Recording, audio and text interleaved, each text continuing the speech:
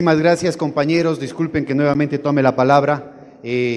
Poco complicado hacerlo después de una intervención tan importante como la de Jaime Galarza, con todo lo que él significa. Un ejemplo del periodismo de investigación. Hay cosas que son muestra del coraje y de la honestidad intelectual, que frente a una opinión pública totalmente adversa, definieron, ¿no es cierto?, una posibilidad de abrir los ojos a la sociedad en torno a temas que después se volvieron consensuales. Cuando él escribe El yugo feudal, ¿no es cierto?, eso era un tema solamente de los comunistas. Luego es la propia Junta Militar la que habla de la reforma agraria. Y acuérdense ahora que está por venir el Papa,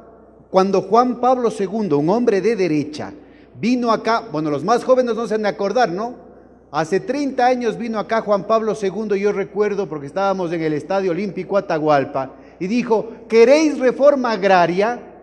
Y fue estentórea la respuesta de jóvenes de todas las posiciones: sí queremos. Desde entonces para acá muy poco se ha hablado de reforma agraria, ¿no es cierto? O cuando Jaime Galarza plantea el tema de piratas en el Golfo, o el festín del petróleo, también se dijo que era cuestiones comunistoides, que era una teoría de la conspiración. Ahora está muy de moda, no sé si ustedes, compañeros periodistas, han oído una forma facilita de descalificación a priori, que no hace falta ningún tipo de argumentación. Teoría de la conspiración, se acabó el problema. Toda la cuestión de la corrupción, toda la manipulación con los negocios del gas, con los negocios del petróleo. Bueno, miren, más tarde eso se comprobó y fue parte de la política nacionalista que la misma dictadura que lo metió a la cárcel estuvo implementando en los años 70. Qué elemento tan importante a propósito de lo que plantea Carlos Martínez ahora, de lo que estamos oyendo de los distintos compañeros en torno a la necesidad de la unidad latinoamericana. La obligación de construir con rigor técnico, con conocimiento de causa, con investigación, cómo levantar una política soberana, que no necesariamente significa estatizar todo, porque muchas veces las propias empresas estatales se convierten en carcasas que funcionan de acuerdo al interés de las oligarquías y del imperio, a través de los precios de transferencia ahora, a través de las subcontrataciones, hasta a través de las prestaciones de servicios, a través de tantos mecanismos, ¿no es cierto? Las empresas públicas también pueden ser objeto de una manipulación al servicio de otros intereses. Entonces, es necesario que estos retos que se plantean en términos de la formación de la opinión pública y sobre todo de la construcción de alternativas y de soluciones estén ligados a compromisos serios con la verdad. Jaime Galarza ha sido un ejemplo en ese sentido, inclusive con su última investigación, que todavía está en el marco de las especulaciones, quienes mataron a Roldós, ¿no es cierto? Ha salido recientemente un documental en ese sentido. Miren, todos estos temas creo que es importante discutirlos desde el respeto y la tolerancia a las opiniones ajenas, pero siempre sobre la base de un esfuerzo real de investigación que lastimosamente en el periodismo ecuatoriano está muy venido a menos, marcado por agendas con perspectivas electoralistas en muchos casos. Los problemas de profundidad, los problemas estructurales de la sociedad ecuatoriana han sido descuidados desde hace mucho tiempo. Y es precisamente en Cuenca lo que yo quería llamar la atención sobre eso, porque la mayoría de ustedes no se acordarán, son muy jóvenes los que están acá, pero hace 30, 35 años el liderazgo de Cuenca en el escenario cultural, en el escenario investigativo del Ecuador era fundamental. Los encuentros de historia y de realidad nacional. ¿Sí se acuerdan ustedes, los más mayorcitos, de esos encuentros tan importantes para sociólogos, antropólogos, historiadores, politólogos, economistas, que se daban cada año hacia finales del año en la ciudad de Cuenca? Ayer no mencioné nada porque estábamos esperando la presencia del alcalde de Cuenca, que nos había ofrecido venir para hacer un anuncio a Limón, y vamos a hacer un anuncio concreto, conjunto, para ver si es posible en diciembre relanzar esa propuesta con un aporte muy modesto de parte de la superintendencia, armando otro congreso como este, pero destinado precisamente a estudiar la historia y la realidad social en el Ecuador. ¿No lo podemos hacer todavía?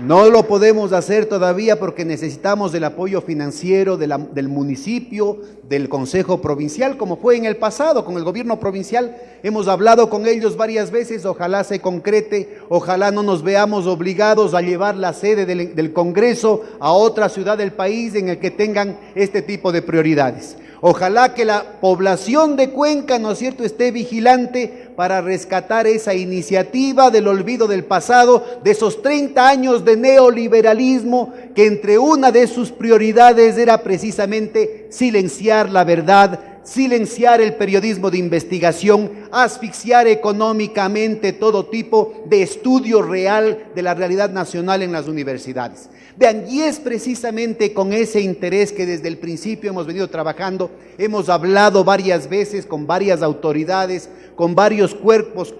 colegiados, ¿no es cierto?, para contribuir en ese tema, y todavía sigue siendo una lucha solitaria.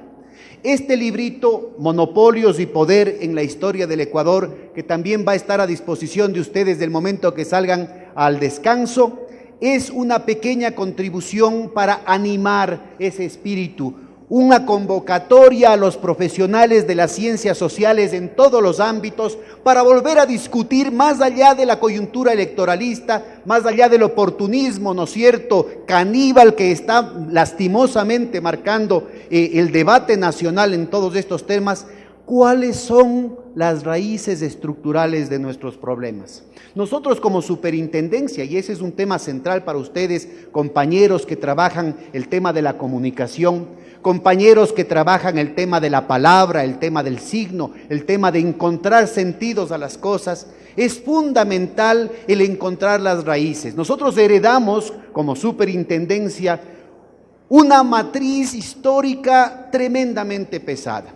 La Ley Orgánica de Regulación y Control del Poder de Mercado, una vez que luego de varios intentos logra ser aprobada aquí en el país, porque los poderes fácticos, los poderes que han estado detrás de lo que mencionaba Jaime hace algún momento, detrás de lo que hablaba Carlos en la presentación anterior, lo que ustedes van a encontrar en estos libros, ¿no es cierto? Esos mismos poderes fácticos que han marcado su huella a sangre y fuego en la historia del país, siguen controlando lo fundamental de la economía ecuatoriana. Hay estudios a 400 sectores del Producto Interno Bruto en el Ecuador en la página web nuestra. En todos ellos hay niveles de concentración que, de acuerdo a los índices técnicos adecuados, el índice de Gini, el índice de Herfindahl-Hirschman, el índice de la concentración de las 4 empresas más grandes, etcétera, etcétera, bajo cualquier criterio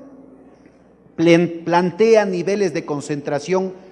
que no son saludables. El momento en que uno va más allá de esas presentaciones estáticas y entra en el comportamiento, en las cadenas de valor, tanto aguas arriba como aguas abajo, se da cuenta que los cuellos de botella son todavía mucho más potentes,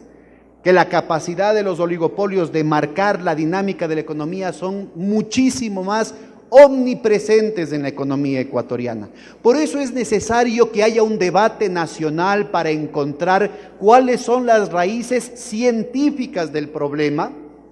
y encontrar entre todos soluciones. Las soluciones no son fáciles. En este pequeño librito hacemos una pequeña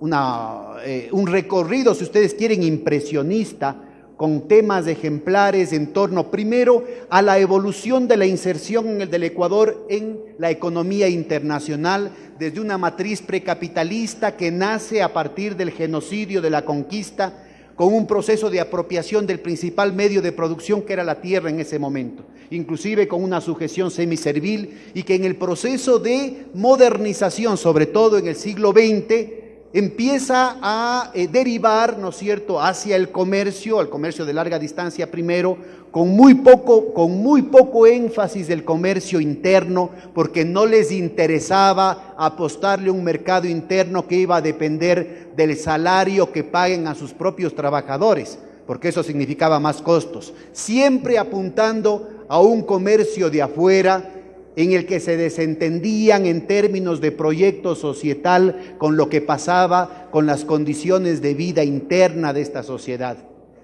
Entonces las relaciones de mercado están directamente vinculadas con un proyecto de sociedad y con una ideología, ¿no es cierto?, en la que habían personas de primera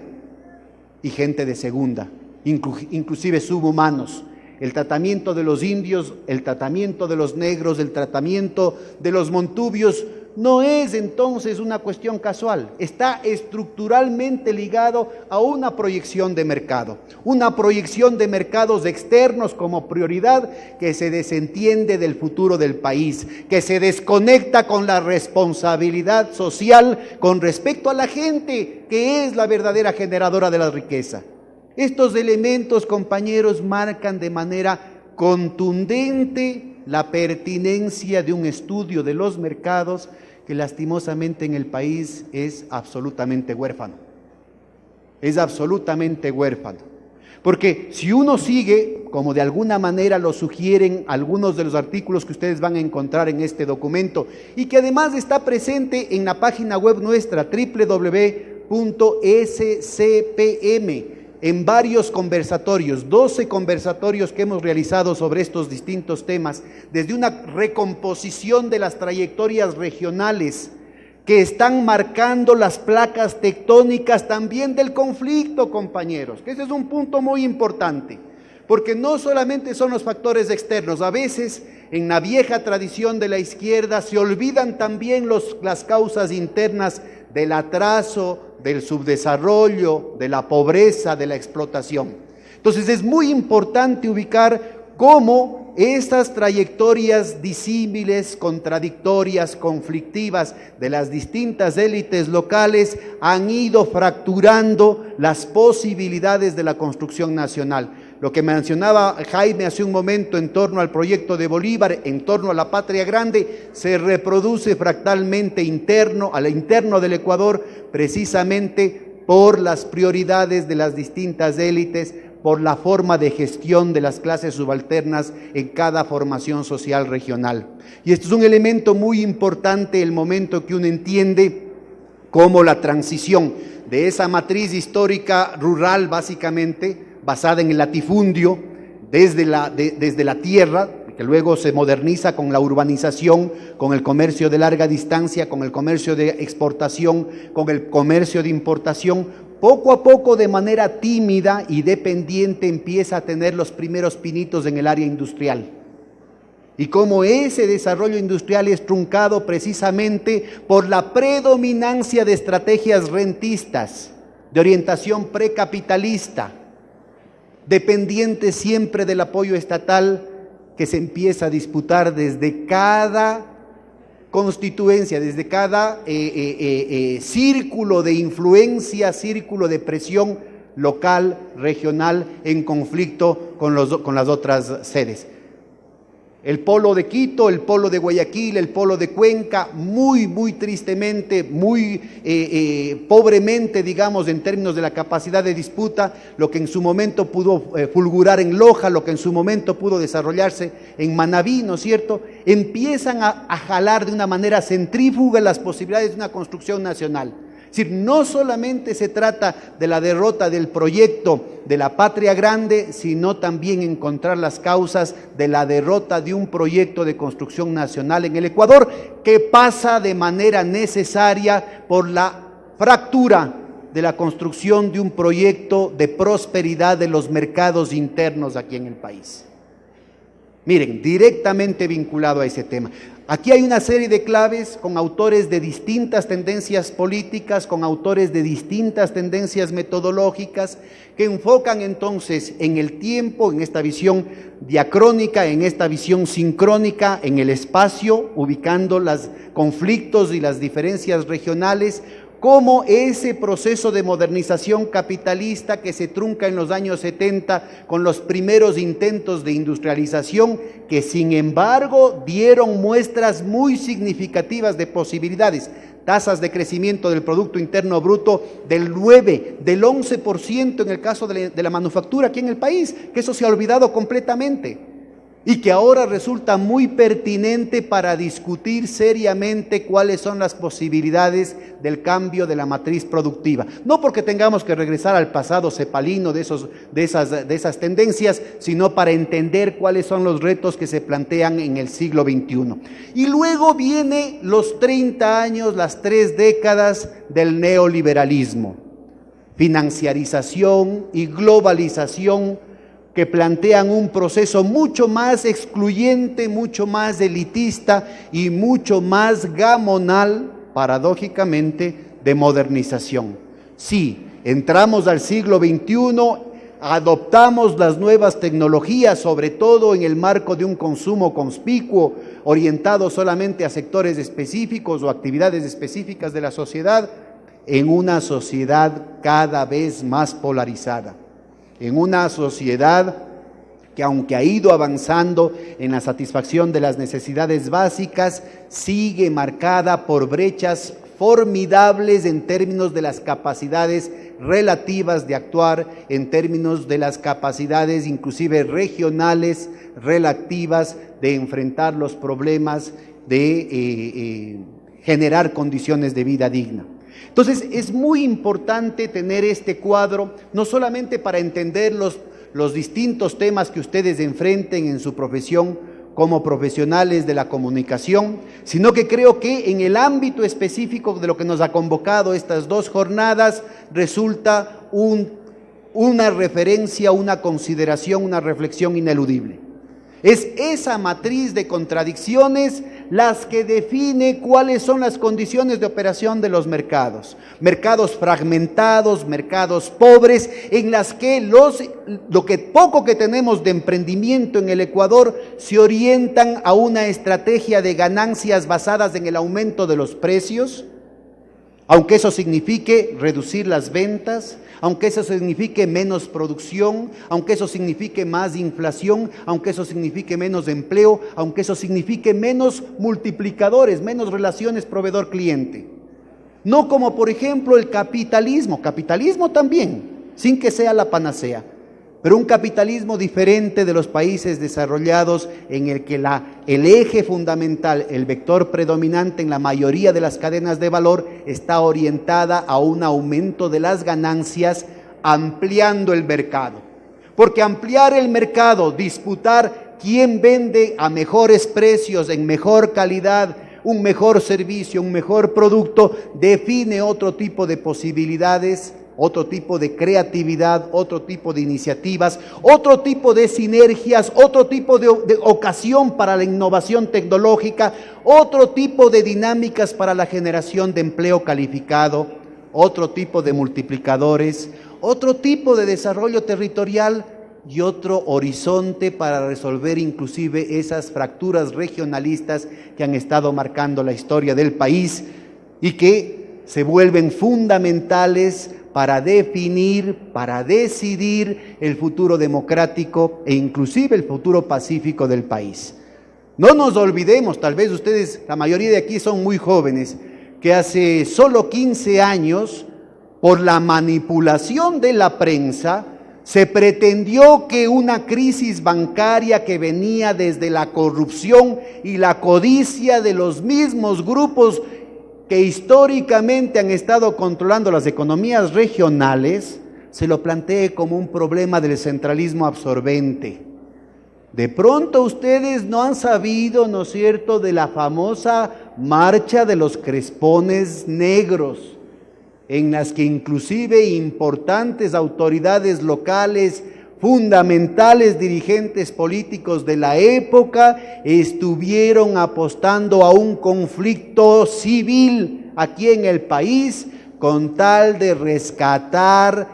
de la insolvencia unos cuantos bancos que por la inoperancia y la corrupción habían llevado al país a una situación que terminó despojando a millones de ecuatorianos de los ahorros de toda la vida. Vean ustedes el poder de la prensa, vean ustedes la capacidad inmediata, porque esto se dio en poquísimos meses, de construir una opinión pública que, como decía ayer Carlos Ochoa, no solamente que piensa lo que la opinión privada quiere, sino que en determinados momentos puede ser orientada hacia el caos, la desestabilización y el conflicto.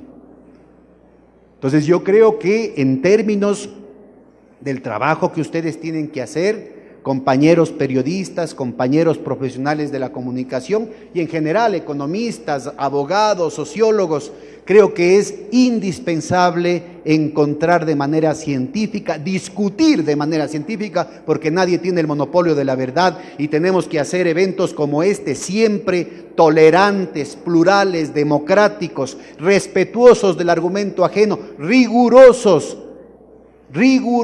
con la presentación de datos, con la presentación de lógicas que ayuden a entre todos encontrar soluciones a los problemas. Ojalá este librito, Monopolios y Poder en la Historia del Ecuador, con el que la Superintendencia, dentro de sus limitadas capacidades presupuestarias, trata de contribuir con el debate nacional, con la investigación nacional, sean puntos de referencia para su trabajo profesional, para su superación académica, pero sobre todo para poder cambiar este país y hacer de esta sociedad una casa que nos acoja a todos. Muchísimas gracias, compañeros.